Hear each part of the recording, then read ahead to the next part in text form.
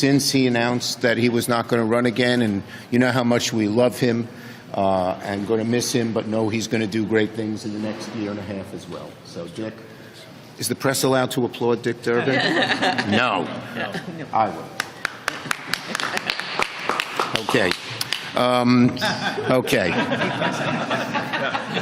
Remember Sid Caesar? Have any of you heard of Sid Caesar? When he'd get applause, he'd go, "No, please, no." Okay. The sound of one hand clapping. Right, yes. Okay. Anyway, this week, as you know, marks the 100 days that Donald Trump has been in office. It is 100 days of chaos. From one end of the government and one end of the country to the other. So let's do a simple review. In these 100 days, what has gone up? Cost of groceries, up. Energy costs, up. Cost of clothes, of homes, of cars, up. What has dropped? Your retirement and 401ks, down. The stock market, down. The dollar, down. And today, we saw the trend continue.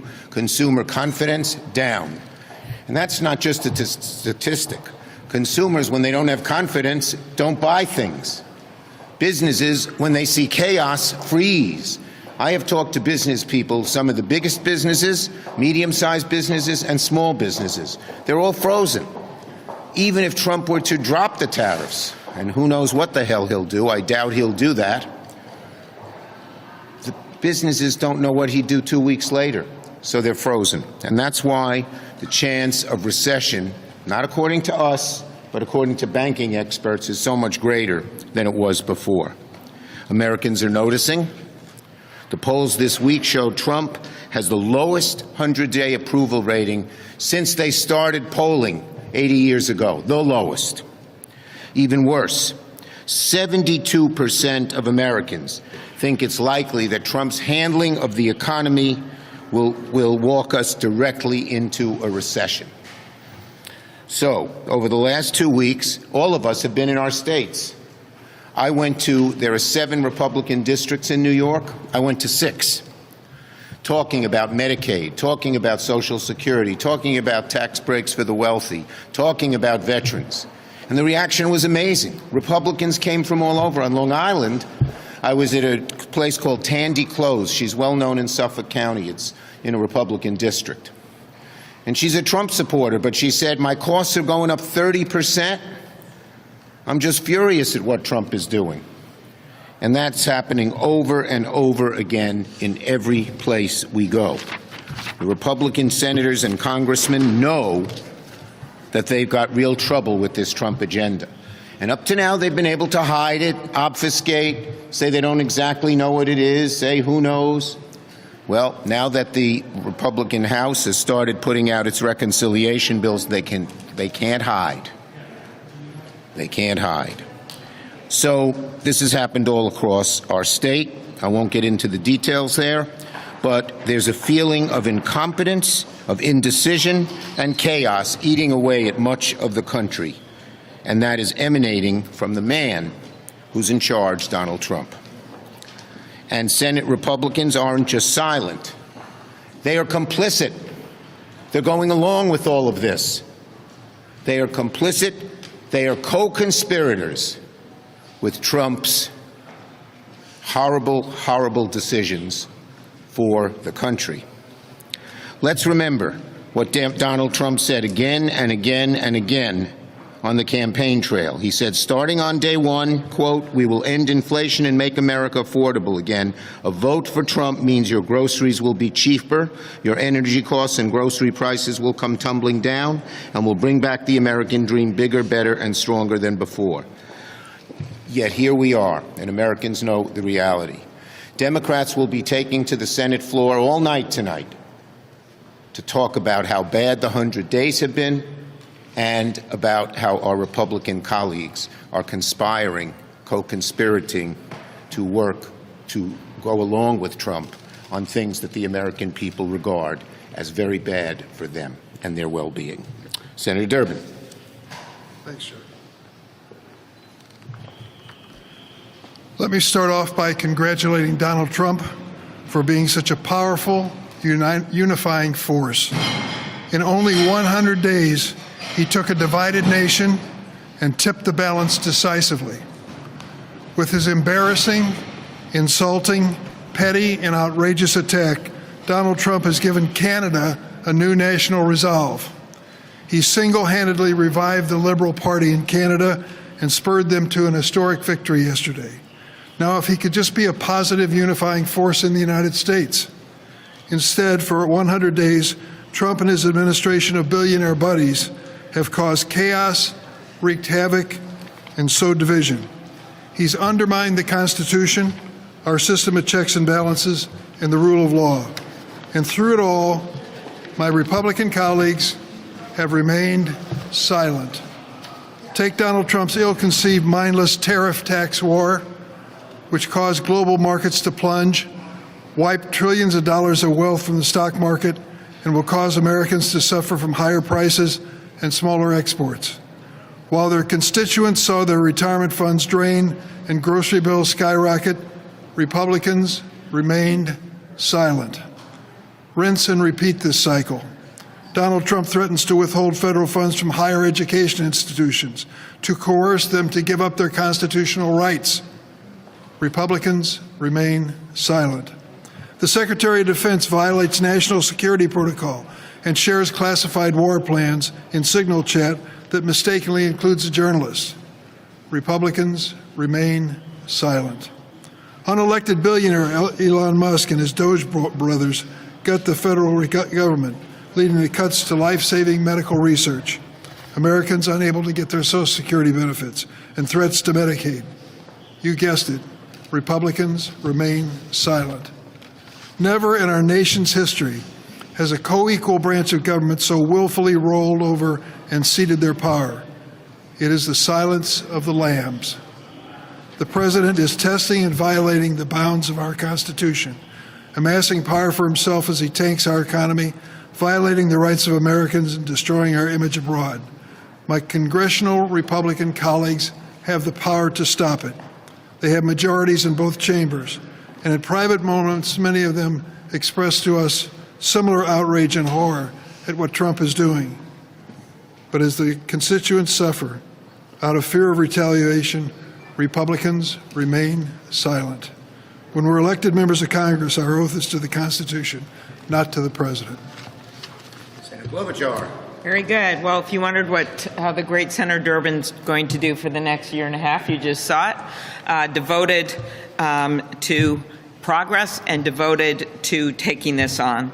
So, like so many of our colleagues, I spent the last 2 weeks in my state, 19-county tour, and here are two things that I learned that are highly relevant to what's going on here, because as we have said, corruption is up, chaos is up, and costs are up. What did I see? I saw regular people, farmers showing up in small towns, populations of under 1,000, and sitting next to what were probably best defined as activists. One memorable moment, someone had a sign that said, "This is not normal," who was an activist that showed up. You've all seen those signs at these town halls, next to a farmer who looked at her and said, "What does that mean? I'm normal." What that meant to me was he wasn't part of this big town halls, but he was showing up because of what was happening to him, soybean farmer, just living on the edge because of his input costs, because of weather events, because of some of the things we're seeing out there in farm country for costs and consolidation, and now what you add to it are these tariffs. His soybean market is going to dry up in China. But guess what? He wasn't invited to the White House like Tim Cook was. I'm glad Tim Cook saved his phones, but this guy, the soybean farmer, he doesn't have that phone number. He can't call to get an exemption. Or the woman who runs Busy Baby, maybe you haven't heard about it, but she was Minnesota Entrepreneur of the Year. She's got a business, innovative, with things for high chairs so the stuff doesn't fall off the high chairs. Guess what? She came up, she is dying right now. She can hardly make it. She didn't get invited to that Wall Street meeting with Secretary Bessent, with JP Morgan. She didn't know how to get into that thing. She doesn't got the insight. So who is the roadkill when it comes to this economy that Trump has wrought? It is the small businesses, It's the small farmers. It's the consumers who are facing a $4,000 tariff tax. It is the people that can't reach their Social Security contacts. Their spouse dies. They can't figure out what's going on. They're trying to do it online. Then they're asked for an ID. Then they're trying to make a call. Can't get through. Field office closing. That's what's happening right now in this country. So I'm worried about the whole economy, but I'm mostly worried about the immediate, and that is the people that don't have the means to take this on, aren't invited by Trump to the White House, aren't invited to the Treasury meetings. That's what we're seeing in this country right now. And when people say, how are you fighting it? We're fighting it in the courts, over 100 cases now where they found what he is doing illegal or unconstitutional. Democrats are fighting it in Congress. You saw it with the vote that we did on the Canadian tariffs. You're going to see it this week again on that front. And then we're fighting it with our constituents on our side. And we are sick and tired of this rubber stamp Republican Congress. It is time for 4 Republicans to stand up in the Senate and 4 Republicans to stand up in the House, and the results will be different for the American people. But this is the state of the economy in the 100 days since Donald Trump has been in here. And never have I ever seen an anniversary. We always do this stuff. You guys are used to it, 100 days, 100 days, 100 days. Look at the polls. Look at the change. Look at the drastic effect it's having on Americans. That's his 100 days, and he owns it. Senator Booker. So first, allow me a point of personal privilege to say a word about my chairman, Dick Durbin. I came to the Senate about 13 years ago, and in Dick Durbin I found a mentor, a friend, and a true leader. There are a lot of bills that I lead in the Senate that are associated with me that actually were bills that Dick Durbin gave me to lead, and I will tell you this. The mark of a great leader, in my opinion, is not somebody who says, follow me, but that empowers other people to be leaders as well. He has 18 months left, but I wanted to take this opportunity to tell him again publicly how great he is in my eyes and how grateful I am for him shaping my career. So thank you very much. So, 100 days. I do not need to speak. Schumer does not need to speak. The truth of the matter is the American public has already rendered their verdict. This is the most failure, fantastically, of any president in 4 generations. The American public has already made it clear, Donald Trump, you have failed us. He has the lowest approval rating of any president in 80 years. And why? Because he has consistently said one thing and done another. He has lied to the American people and betrayed those people who put their act of civic trust, their vote for him. How so? Well, first and foremost, he said that he would manage the economy better. He said that he would lower people's cost on day one. Across the board,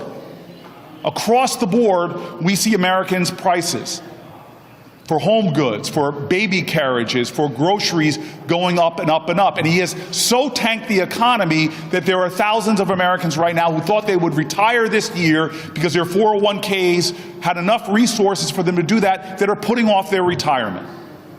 Number 2 is he said he would drain the swamp. Well, this is a staggering lie.